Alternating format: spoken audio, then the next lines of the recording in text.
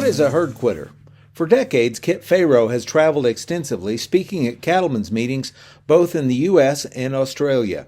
He has promoted no-nonsense, profit-minded philosophies for cow-calf producers, such as calving in sync with nature, using calving ease bulls to produce more live calves, reducing frame size to increase stocking rate, feeding less, grazing more, managing for pounds per acre instead of pounds per head.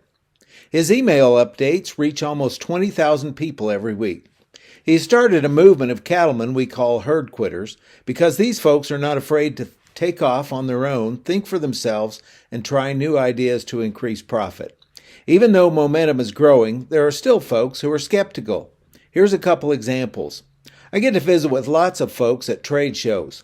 Last year, a feedlot operator told me he was opposed to Pharaoh philosophies because of the moderate frame size. His business profits by selling pounds of feed and number of days in the lot.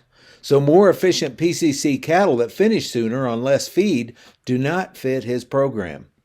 Then there's the guy who likes his large frame cows because he can brag about large weaning weights. He spends extra money to supplement his big cows in order to produce big calves. He's focused on more pounds per head instead of more pounds per acre. When buying a bull, he's in search of more frame, more milk, and more growth rather than more profit. PCC does not interest him.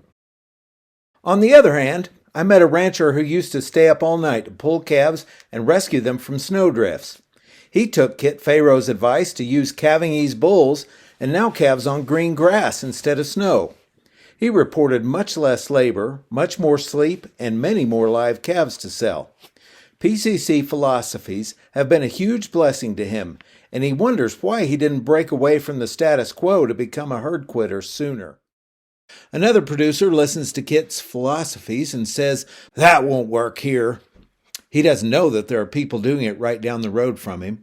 He says, "Grandpa would roll over in his grave if we changed our program." It is true that not everyone needs Pharaoh Cattle Company or Kit Pharaoh's common-sense, profit-minded philosophies. There are progressive-minded men and women who are moving forward, gaining market share, and increasing profit. Unafraid to take off on their own and think for themselves, these folks are what we call herd quitters. I'll see you next time on the Herd Quitter Minute.